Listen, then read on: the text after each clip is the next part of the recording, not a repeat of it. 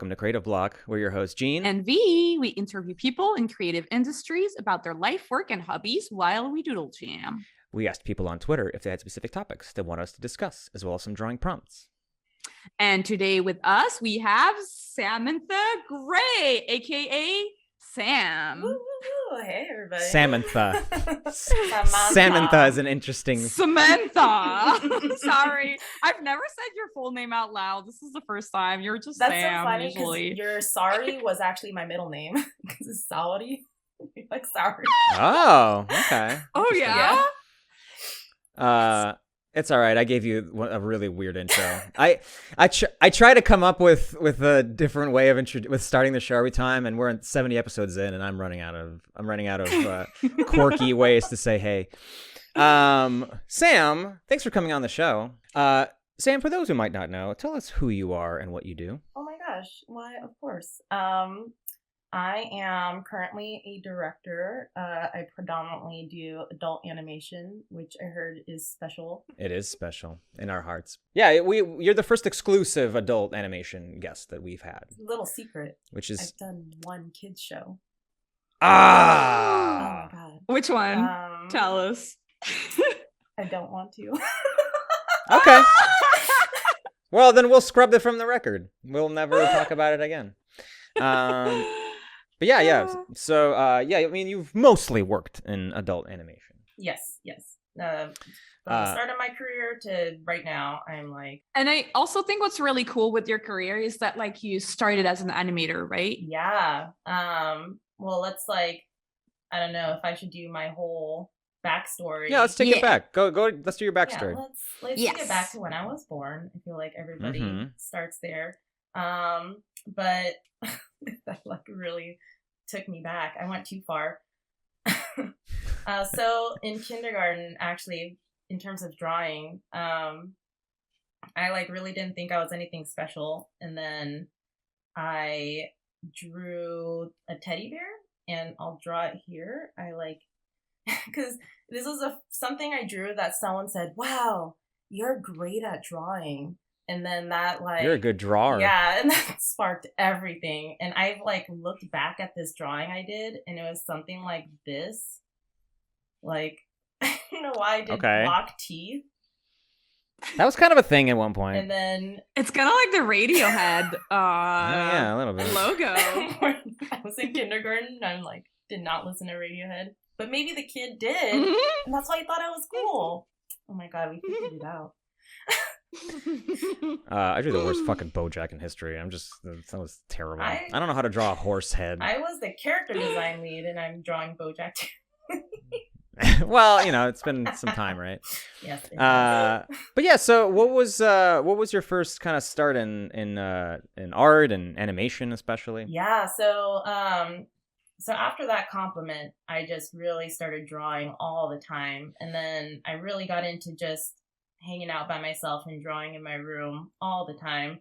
And I loved manga, and I loved cartoons, but neither of it really clicked. And then in 8th grade, my best friend was like, "Why don't you draw comics?" And that's when I was like, "Oh, okay, that's a thing I can do." And yeah.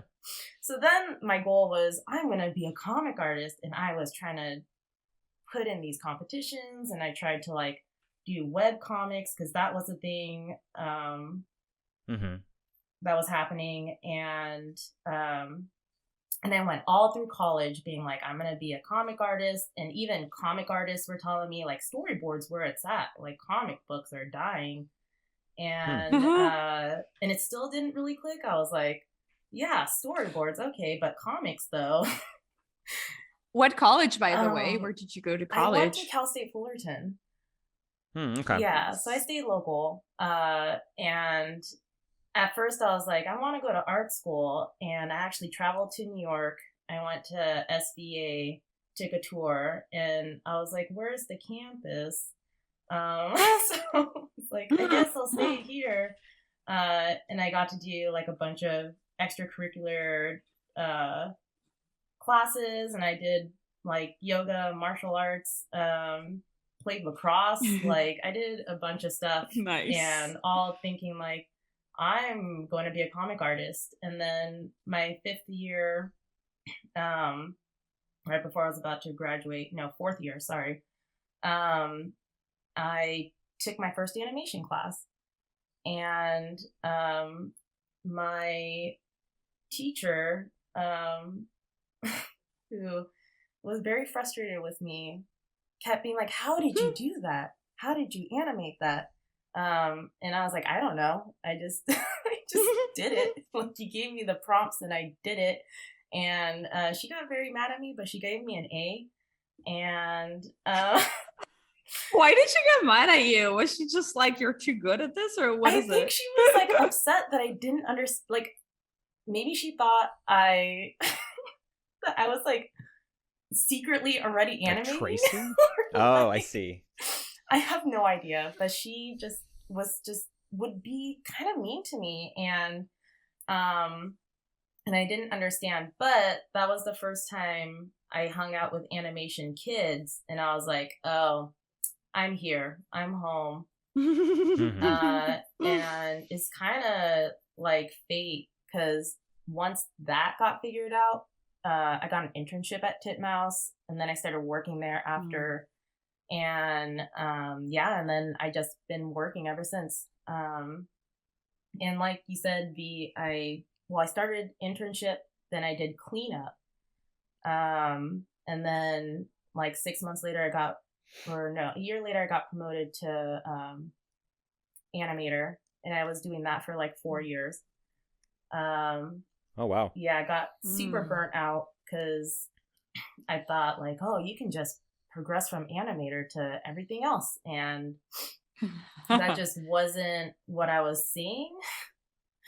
Yeah. Oh, do you mean like a lot of the animators stayed animators? Yeah. Nobody was really moving up. You'd think like, if I just work hard, I could get a show picked up, and I was not seeing that. Like, there were some people, shows that I like worked for, where I was like, that is not their path. What am I doing?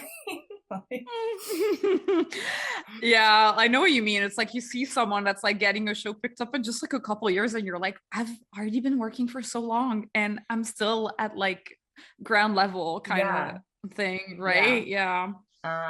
So I just burned myself out to the point that I kind of was unhireable. Got like let go. But then that was good, because then I had the like a 6-month break, and it really made me figure out, oh my god, am I gonna stay in animation? I don't know. And then I was like, I found my passion again, and then got hired at a different studio. They gave me the opportunity to move up, and then that's when I got into boards and character design on Bojack. And then was that Shadow Machine? Yeah. That's really cool. So they offered you, did you start in character design and then you moved up to lead character design? Yes. So it was really interesting on Bojack at the time. So I'm going to also mention that, you know, a lot of adult animation, especially 10 years ago, was non-union. Nobody was like making union animated adult shows. Yeah. That was unheard of. So that's pretty recent. Yeah. It's crazy to think about, like, now that I'm reflecting on it. But what was I gonna say? Well, while you think of that, I was gonna have a slight tangent just to kind of reiterate that, because that's something that I used to think too, that what you were saying about like animating, like you know, for a lot of people, they think that animation will get them, specifically like actual animation will get them other jobs, and it's like pretty hard. Like, you can kind of get stuck in that track. Like, I definitely know people who have tried to get into boards and had a hard time, or into design or whatever, and like once you're in animation, like, yeah, I don't know, it's frustrating. It's frustrating that happens, but it is a thing, where like you can't really break out of it sometimes. Yeah. It feels like you can't break out until you go to a new studio and be like, hey, I really want that. And then and so it's kind of starting from scratch every time. Yeah. But then that's like when you get the chance to have someone not know that, that's all, like, someone's seeing you do the same job repeatedly, then that's all they think of you. And if you go to a new place and be like, well, I want to move up, and they're like, okay, we'll give you more of a chance. I think that's how it's been. Yeah. You know what always kind of drives me crazy, but it's totally a thing that happens, is like when people work too hard at the position they're at and they're hoping that that's going to get them promoted. But the harsh truth is that, like, the better of a job you do, they're not going to want to move you away from that position. It's like this That's really true. fucked up thing. And like, I've learned the hard go way ahead. for sure. it's it's happened to probably all of us. Like it's kind of this fallacy that happens in animation, especially because you think that it's like merit based, and it's like, nah. You know, they're gonna want to keep you where you're doing a good job. They're not gonna want to move you up. It happens. It's not to say that nobody ever gets promoted, but usually it's from moving to a different crew, like you were saying. Yeah. And luckily, so as I was saying, with non-union, Bojack being non-union, they gave me the opportunity. They were kind of like, well, you did both great in both your character test and your storyboard test. But we really need you in character design, so we're putting you there. But at the same time, I like kind of got to do storyboards for season 4, because they were like, well, if we really need you in storyboards, we'll pull you off. And so there was like a couple weeks that I got to storyboard, and then I did the 4th season character design, but just really excelled there. And that's when the next season came up. Even the lead at the time in season 4 came up to me and was like, you can manage this team.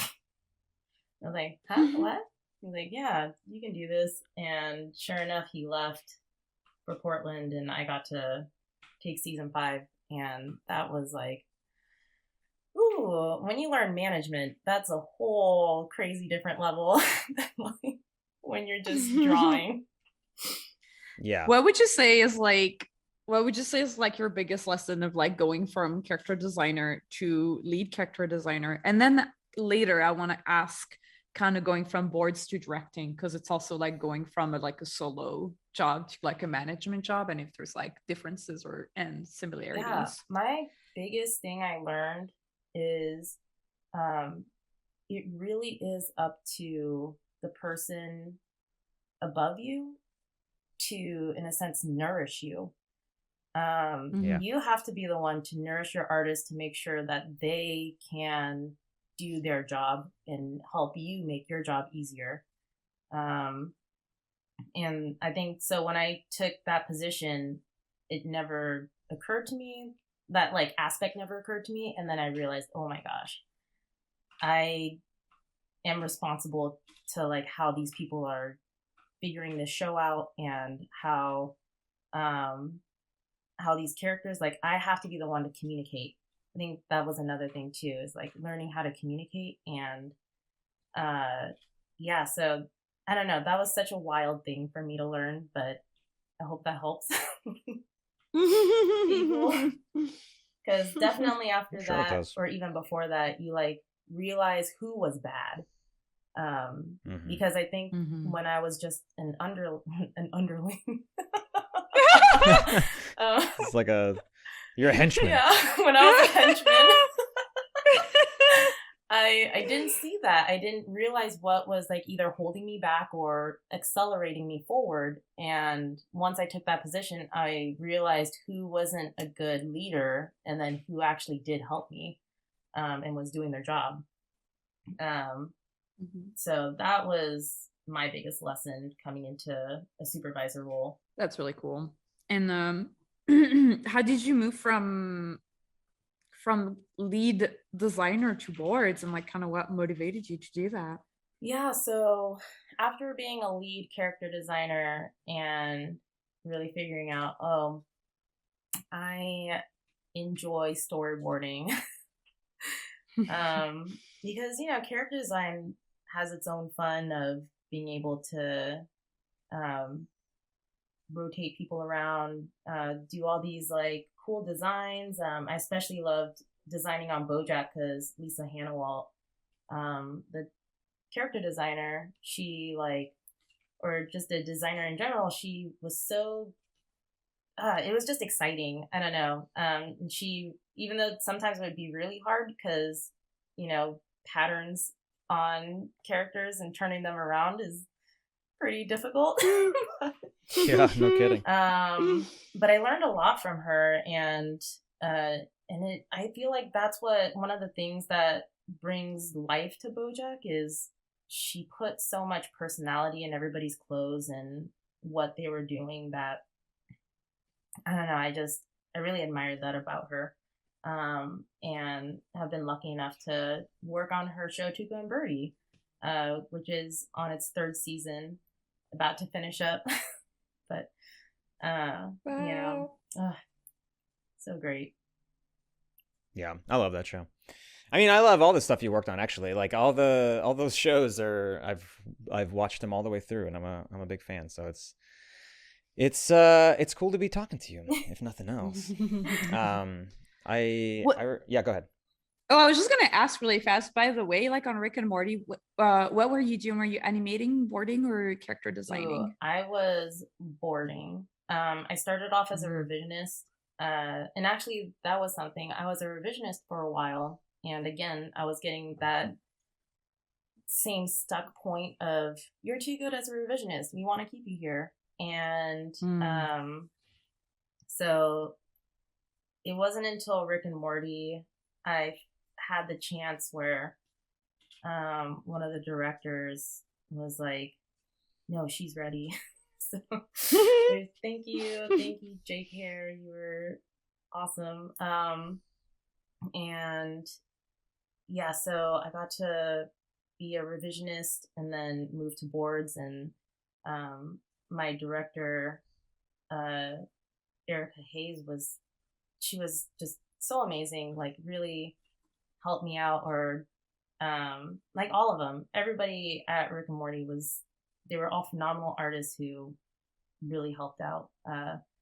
So yeah, that's where my first boarding gig was, in a sense. Like that wasn't a revisionist. Oh, nice. How long did you have to be a revisionist before they trusted you into boards? I think, and it was a real big stroke of luck because I will say that somebody left. So I was revisionist for about, I want to say 6 months. And then somebody ended up having to leave. So ended up taking their spot through that director recommendation. And here I am. Nice. That's great. Was Rick and Morty after Bojack? Yeah. Did you kind of jump back and forth between the shows? No, I finished Bojack season 5, and then I think I got a position on Big Mouth season 2, and because I was I worked on that too. Yeah. Really? Oh, that's awesome. No, I was saying you worked on that too. Okay, You worked on a ton of stuff. Just the list keeps going. It's like crazy looking back, being like, oh, I've been on all the pretty iconic adult shows. Yeah, they're all like big hits. These are all... Yeah. Well, I know the common denominator, and it's oh my gosh. Yeah. Wow, I didn't want to say it, but you know. It's all because of you, Sam. Which was crazy too, because Big Mouth hadn't come out yet when I was on it, and when I started, and so while I was in the middle of working on Big Mouth as a revisionist, it came out, season 1 came out, and that was, I think, the first time, because already Rick and Morty has been out for 4 seasons when I got on, and Bojack had been on for 4 seasons, so it was insane hearing people talk about Big Mouth, like people right next to you at a restaurant being like, did you check out that show Big Mouth? Wow, it's so crazy. It's like so good. And being like, I'm on it right now. It's on season 2. Isn't that fun? Oh, it was. It's nice to when people actually know the shows you work on, which is Mhm. I have rarely had that experience, and it's nice. It's really nice. Sometimes I want to puff my chest out about it and be like, oh, I worked on this show. But a lot of Show up to these complete strangers at like a cafe. just like, I worked on this. did anybody see that new Rick and Morty episode? Like, just in the Did back you see of the a name Samantha Gray in the credits? Wow, she was great. And I'm like, who's this woman? Yeah. Who's this person that's yelling at us? I'm actually not whispering. You're proud of, you're proud of your work, and that's great. They can deal with it. Those strangers at the cafe. Yeah, they're like, I don't even watch TV. What is the from what you've heard, I guess, what would you say is the biggest difference from like kids storyboarding to like 6 to 11 type shows to adult? The biggest difference is Well, the content. Yeah.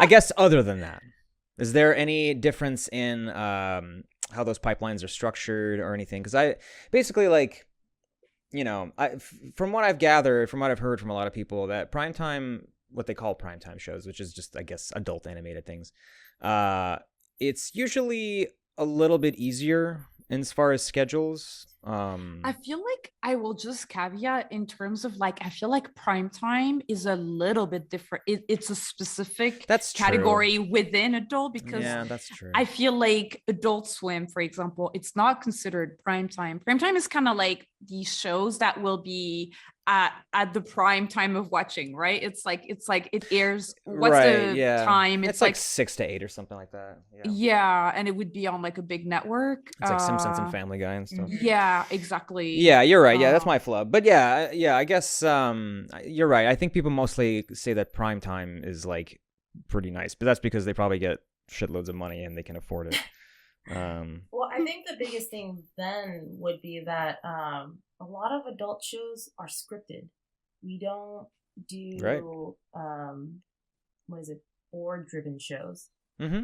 Yeah. And so if anything about the schedule, that might be a thing, because you're already getting a script and you're not having to add too much more to it, or, you know, all you're doing is trying to figure out how the pieces are going to flow. And But I did hear, I don't know if it was from you or from somebody else, but I did hear that sometimes Bojack scripts would run really long. Like it's a 22-minute, and I've heard of like scripts getting like really long. Like, how dare you talk bad about Bojack? Leaked information. Well, we could cut it. We no. don't have to talk about it. But no, you know. actually, I wish I could comment on that, but I wasn't a board artist on Bojack, so I can't. Right. Oh, that's Yeah. right. Yeah. So I don't know. It probably was, but like Tuca and Birdie is basically not a spin-off, but it's now flipped. Character designer has become the creator. But I always felt like the boards were, or not the boards, but the script was really tight. So even if it did run a little bit long, it would either, not a lot would get cut because there'd still be a way to get it all in. Or, nice. Yeah, so I guess that would be my closest take on that. Yeah. Nice. So, y'all, I'm just spreading gossip. Yeah. Listen to me. If starting shit. Man, I think about that episode of Bojack where he just like monologues the whole time, and it's like I can't imagine boarding and directing that, because it's like how do you, in the funeral home? Yeah, the funeral home. Amy Winfrey is, she is an amazing, she was the director on that, I'm pretty sure. And we all saw that script, we all read it, and we're just like, how is this gonna happen? And then on my side, being in characters, it was like, woo, woo, you don't have to do 100 characters. Right, yeah.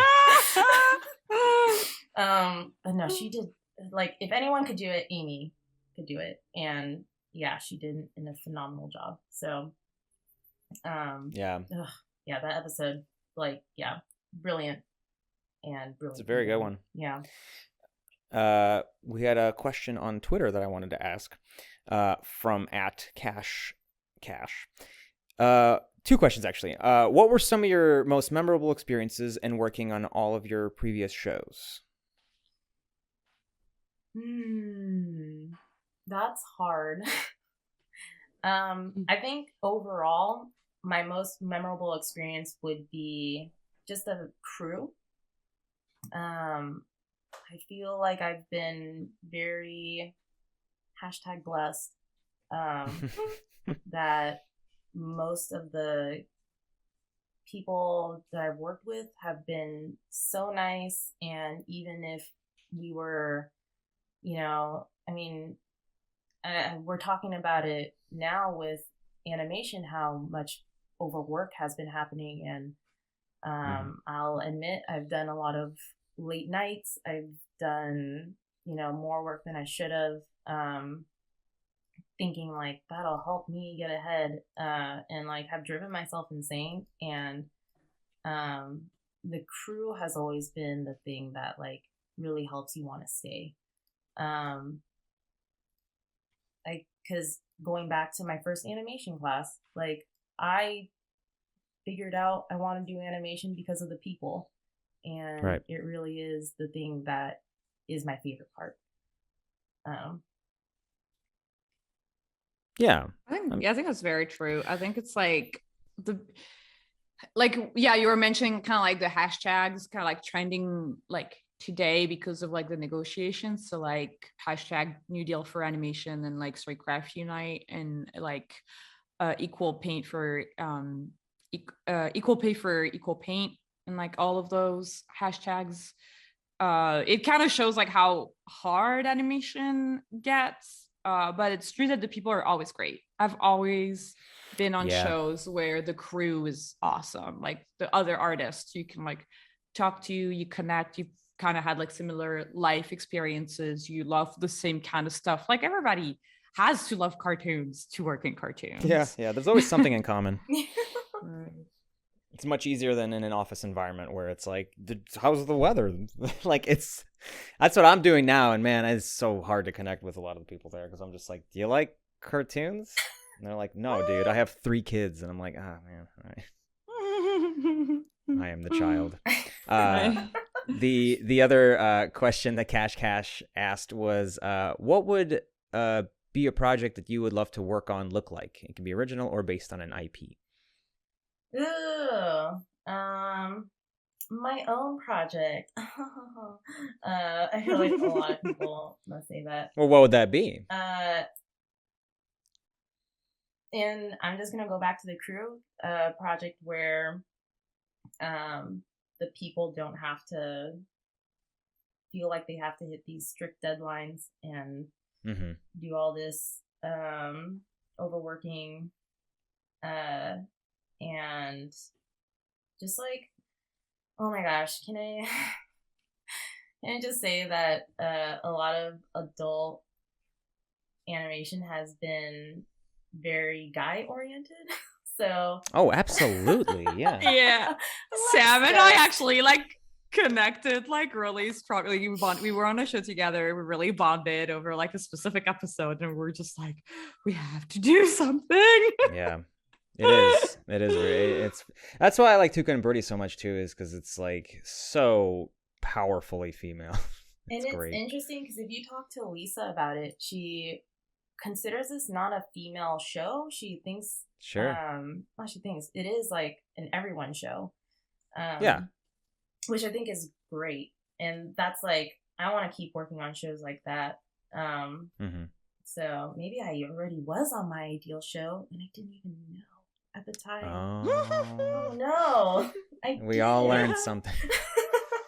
It is. I mean, it seems like it's really good. Everyone I know that has worked on it has really enjoyed it. Just seems like, and watching it is such a treat because it's just like the creativity is just like oozing out of of every frame. Like I don't know. I adore that show. I didn't actually connect with it at first. And I will admit that, like, at first I thought it wasn't for me. Like, I thought it was like a show for millennial women, you know? And I was just like, I don't think I'm the demo for this. But I kept watching, and like, it really is a show for everybody. Like, there's nothing about it that is limiting. And it's great. I love how much fun the animators have. Clearly, like, the board artists are enjoying themselves and just like being silly with all the Oh yeah. Yeah. That's my favorite part of the show. I've done so much wacky animation or just like wacky poses for it, and there's always like an opportunity to be just silly and be like, oh, what if she felt like this? And then it makes Lisa laugh, and I'm like, oh great, it like hit the mark and it's in. That's good. What's that process like because like there's so much of the storytelling in that's very visual, and I wonder how much of that is in the script or how much of that is interpretation by the board artists and the directors. Oh, it's so hard. I want to say it's a bit of both, because once you've worked with Lisa and really get the style of the show, you kind of know where it needs to be pushed visually. Sometimes she'll tell you if you've like not pushed enough or if you've pushed too far, which very rarely have you pushed too far. It's usually she's like more. More. Which is sometimes intimidating. You're like, oh my gosh, really? And then you like are like, yeah, she's right. It can go farther. But yeah, so it really is like, I guess, dealer's choice in a sense. It's like, how well do you know Lisa to know how silly you can be? Right. But you can sense that in the style of the show. Like you can tell that there's always like, is this appropriately silly or should we go silly? Like you can feel the sort of the discussion happen. Maybe it's just because I know how those conversations go.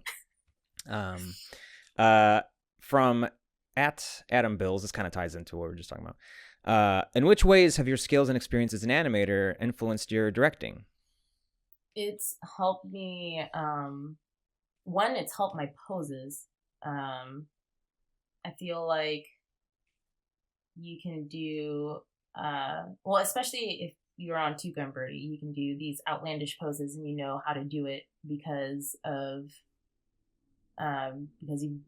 that was your specialty before. And I think that really helped me push my poses more.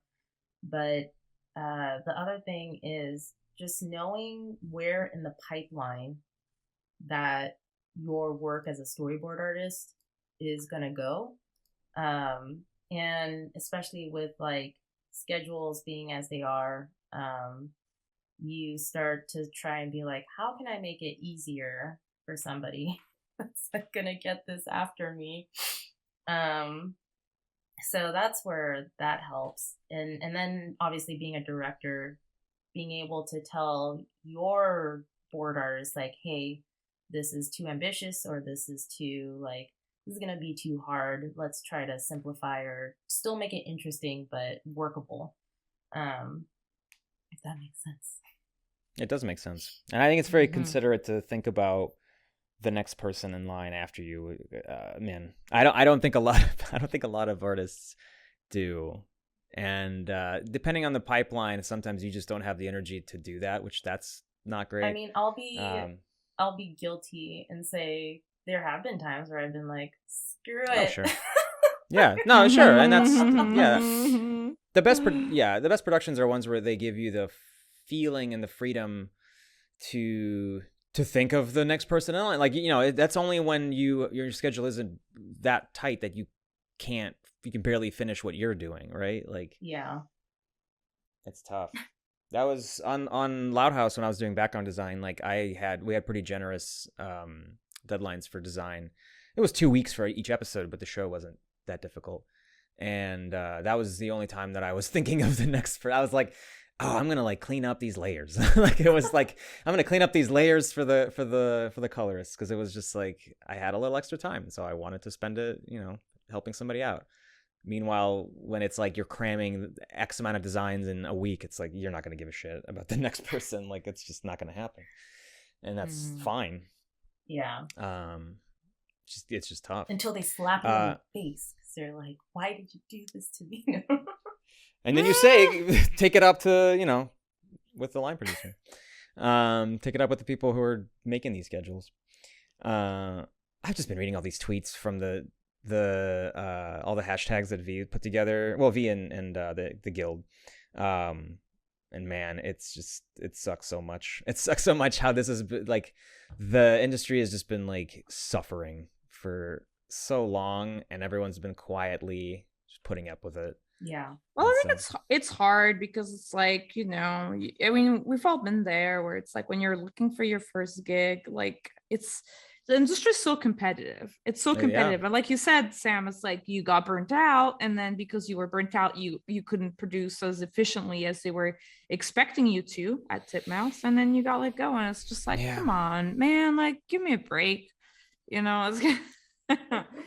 It's gotta please, like I'm just it's just tough. It's just so it's just good that because there's kind of this thing where no one really wants to be the problem, and nobody wants to speak up and be like, well, if I kind of open it too loud, like they're gonna know that it's that the next in line. So yeah.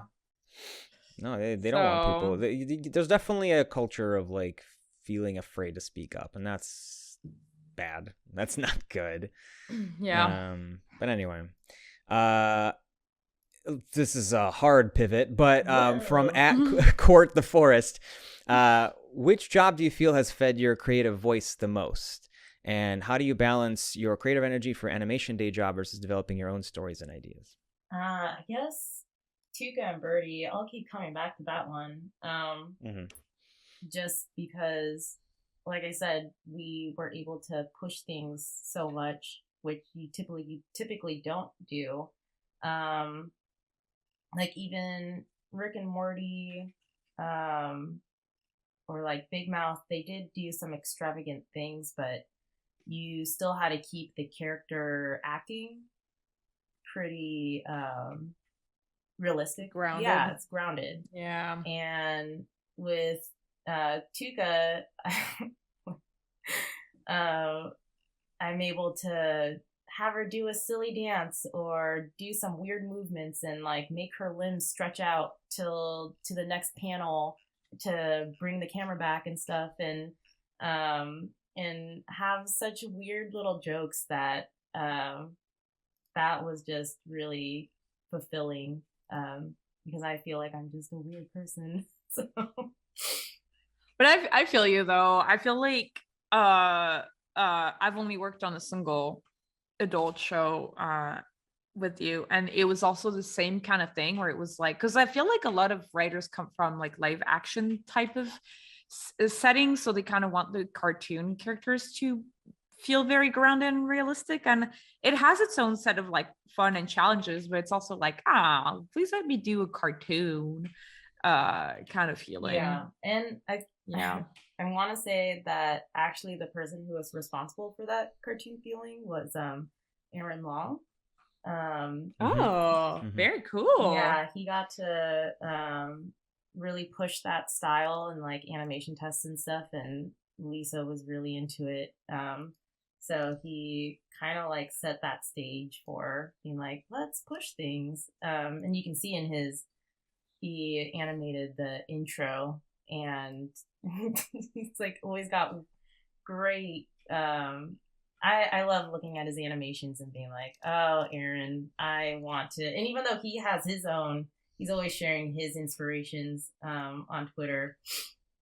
But I always really look up to Aaron and his animation poses, because that always helped me be like, oh, I can push it further. I'm going to try an Aaron style. So that's always really great. And then he was my director on Tuca season 2. And whenever I can get, like, I always like making people laugh. If I can get someone to laugh from my scene, it's like such a great feeling, especially someone you look up to. So the fact that like he would be like, "Oh, this is awesome," like he would laugh and stuff, and just like, "Oh, my heart, I did something right." Yeah. He's awesome. I love Sublo and Tangy Mustard. Oh my gosh. It cracks me up. I don't know how he does it all by himself, but have you seen those? Oh yeah, I have. They're Okay. really, they look like I say this in a good way, but like, you know, student films in terms of like how well crafted they are. Yeah. You know what I'm saying? Like kind of like it's got the nice little like line, grainy, and like the got light nice to it. color palette. And yeah, it's like you can see like a hand made these cartoons. It's like on the same level as like something like Smiling Friends, you know, and he's doing it by himself. Like it's crazy. Anyway, this is a saucy question that that I think is worth discussing. From @Jodero6, does Rule 34 stuff of your show's characters help or harm the reception, I guess, of that show? I think. This is a two-parter, by the way. I think it's how people are like, oh, people watch the show I work on. You know, it's like sometimes people are like, oh, I made it because someone wanted to draw a porn. I'm not gonna watch it, but I know someone made it. Yeah. A single porn.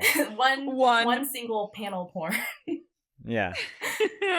Because it's like that's what Rule 34 is. If it exists, there's porn of it. Yeah. And it's unavoidable. So if it's like saying like if there is not porn of it, it doesn't exist.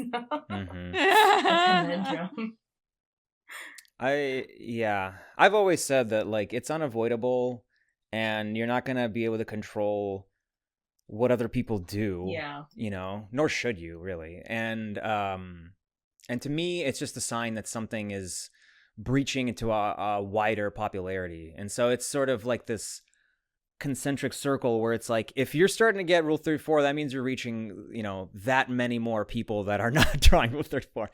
So it's like the more you're getting, the more fans that are not drawing porn you're getting as well. So it's exactly. It's like an iceberg kind of thing. Yeah, exactly. Right? It's a good way of putting it's it. Like, yeah. It's interesting that you said, Sam, that it's like, you know, the opposite is true, and it's like, you know, if there's like no porn of it, the show doesn't exist. And I kind of agree with that in the sense that like some of the shows I worked on in France have like close to zero absolute fan art, but like 10 years later, sometimes I like Google the shows. I just Google them just for funs, and then I see the 34 and I'm like, wow, never in my whole life did I think some crazy person on the internet would find this fucking guaranteed like, forsaken show for like nobody knows, you know. When I did Planet Panic and that dropped, I was like Googling it, seeing if people were drawing it or talking about it, and it was like immediately the same day somebody but it had like so many views. It had so many views. So people I guess, but it's my, you know, it's a little 3-minute short, and like it was immediate, you guys. Like and I was like, well, like that's how I knew that it was doing well. I was like, wow, okay, this really is getting some traction. And so I was like, well, all right, I guess people like it. It's just funny. I mean, I don't know. Yeah. Well, part 2 of that is part 2.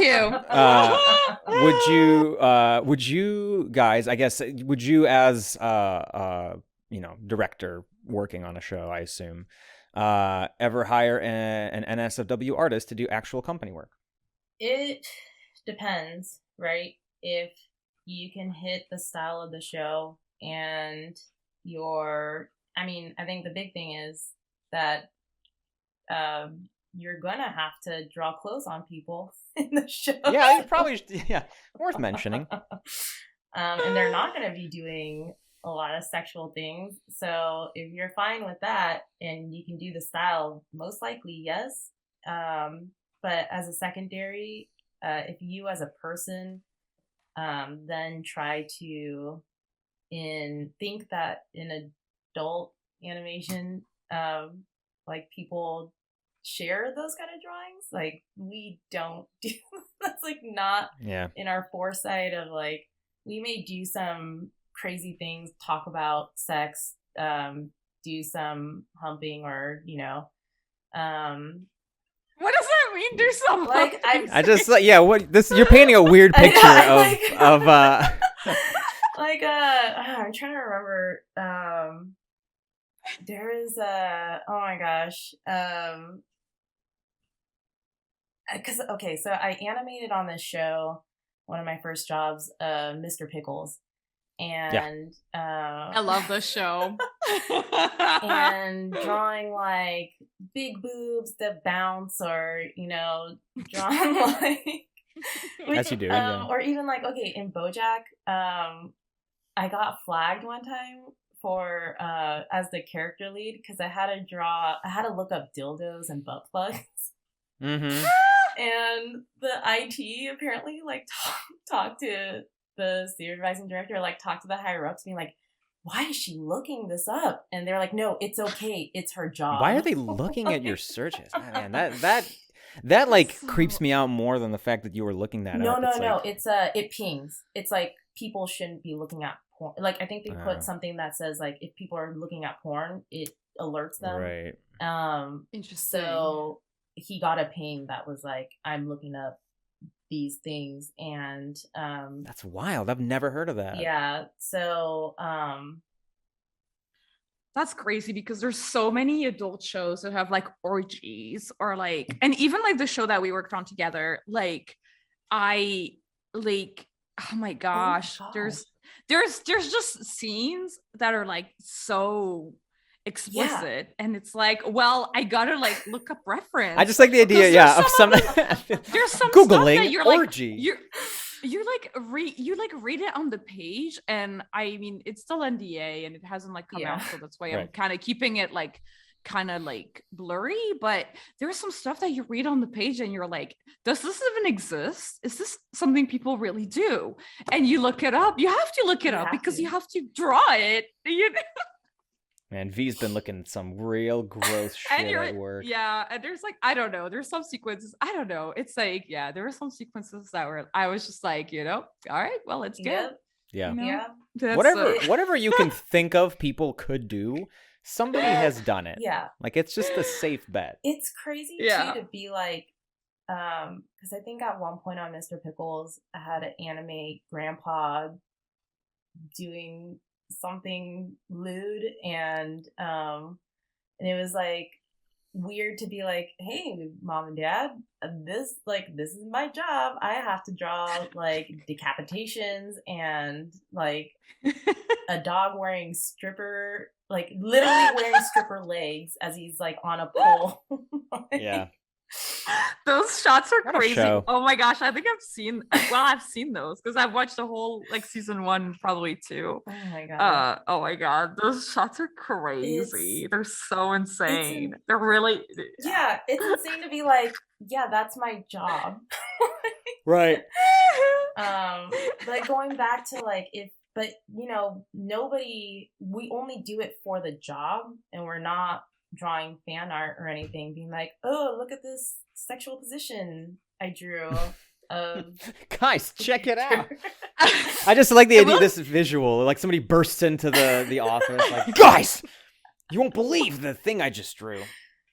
But I will caveat though that it is more common than you think to have people in the industry and on any kind of shows that will have private accounts or like side accounts that are just for sexy drawings. Pretty common.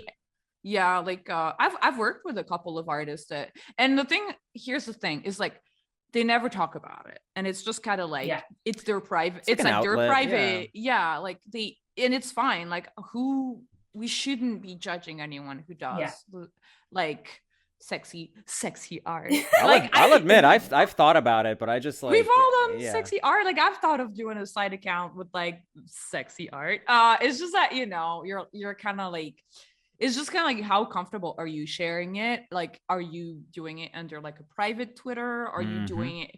Do you just kind of get away with just like putting the like no minors allowed but you know, because you know that's for me where it gets tricky is like when you're working in adult, nobody's gonna like come after you with like pitchforks because you draw porn or whatever. But if you work on the kid show, that's when people on like the internet can get just like more spicy. Yeah, so it's kind of like you have to really like hide it. Like I've considered putting a paywall or like that kind of stuff. Yeah, people do that. You know, because then it's like at least like if you're a minor and you actually paid to look at it, then it's like, I'm sorry, you know, like I tried to protect you. I mean, that really bothers me, that whole thing, because it's like people seem to think, some people seem to think that if you work in animation that you have to be like this weird like cherubic angel, but it's like we're all adults. Like we're all in our like, you know, late 20s, 30s, 40, you know, it's just like we're gonna have interests that adults have, and like if you're an artist, that's probably like another way for you for another outlet. And yeah, I can't stand it when people get so like, oh, like this person was doing this or that, or they're drawing this, and it's like, mind your business. Like they have their own lives. Yeah, but it's true that when you work for like certain like kid companies, like I don't know, for like they do have you like sign stuff, like kind of they're kind of asking you to curate your content. I've never seen that. Is that true? The channel, yeah, it's some contracts have it like baked in. Like there's some stuff that you can't like, or I wonder if there's like any like loopholes that you can be like, oh, actually, well, this is not really me. I'm changing my name, and none of this is my name. And I'm not saying that I work for this company, but some companies are like pretty strict about your image. Yeah. Yeah. Well, yeah. I think just the safest bet is just keep a separate account.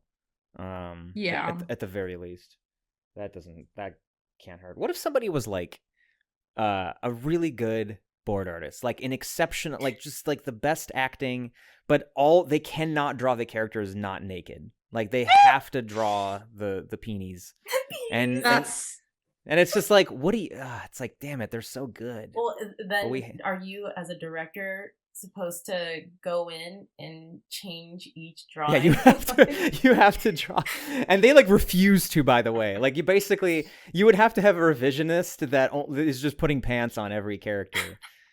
Is that worth it? You know? Like, no, it's like it's making like a whole like other. Yeah, job you're creating a separate pipeline. Yeah, the clothes revisionist. Like you only have one revisionist to do that job. Yeah, that's insane. And maybe that revisionist is like they hate nudity, so they are like, yes, please, I would love to do this job. I hate showing peenies.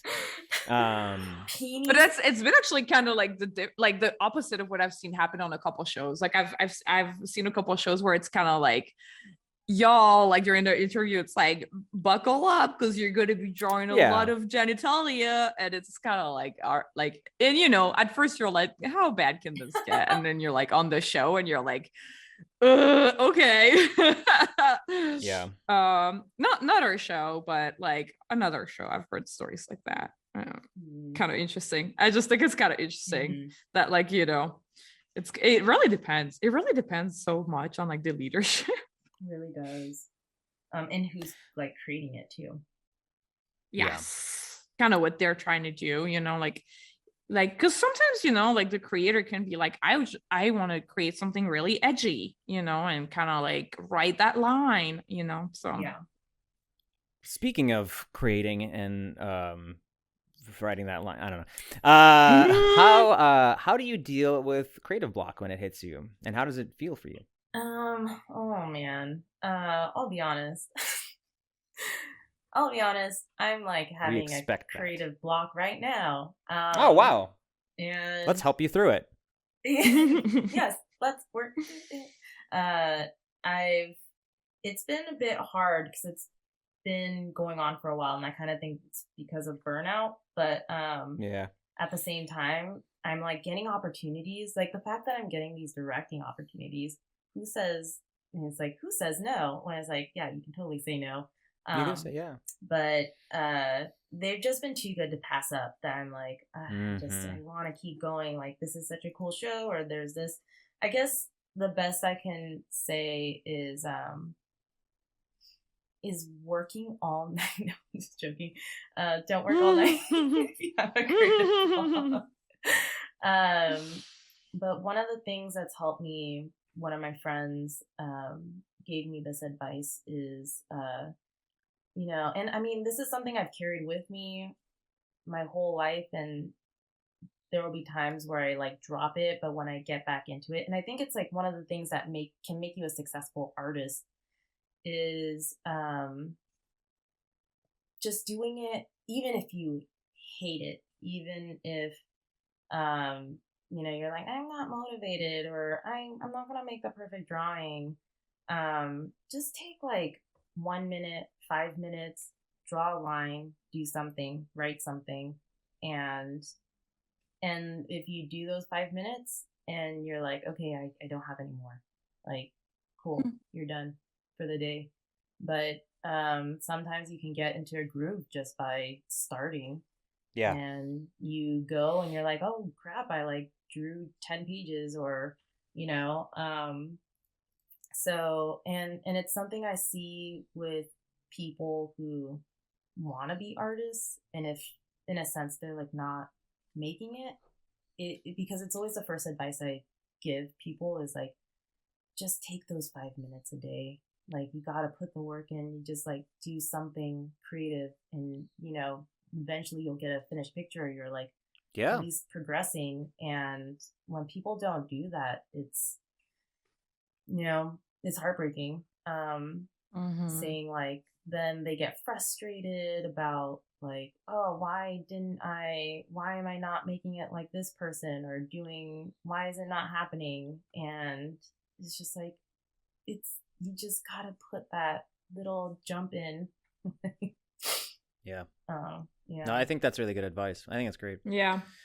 I think that like, and I've had it happen where like, yeah, like I'm having a hard time getting started, or I'm burnt out, and sometimes like, but I know that I either need to or want to work on something, and it's like you said, just like starting on the parts sometimes that are fun, that are like comfortable and are fun, like that can help kind of put gas in the tank.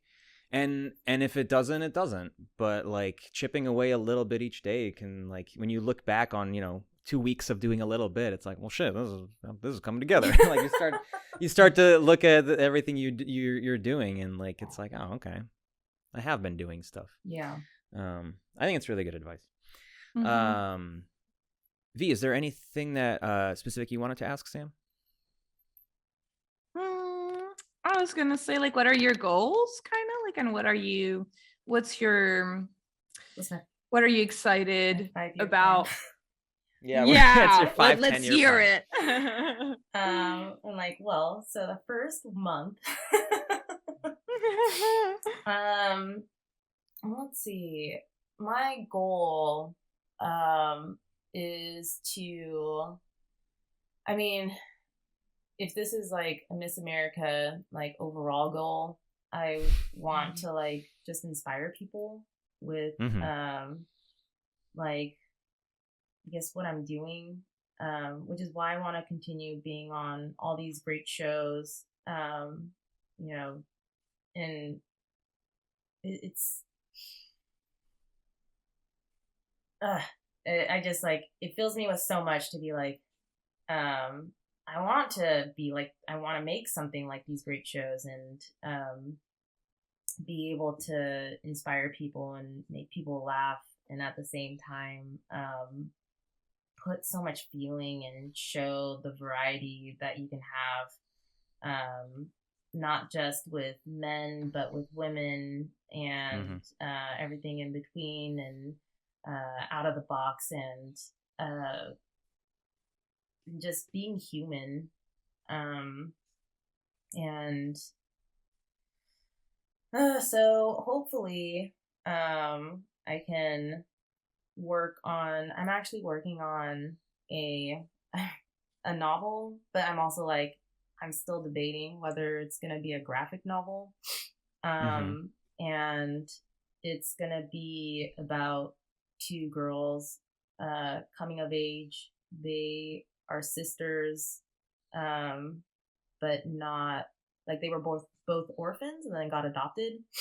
Mhm. And but I'm tackling something that's really different, which I think is why it's taking a while, is because I'm tackling people who have dream powers.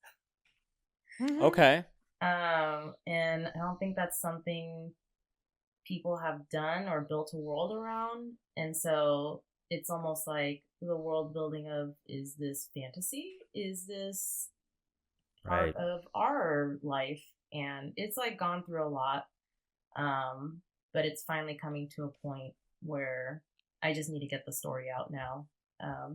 But the characters are, and I think it's like one thing about, sometimes my creative block is just broken because it's like an idea just strikes and then you're just like, I gotta get this out. I gotta like, these characters are calling to me. And that's always crazy when characters specifically are calling to you and being like, hey, you need to get up, like start writing me. I have a voice too, even though then you're like, wait, do I have multiple personality disorder?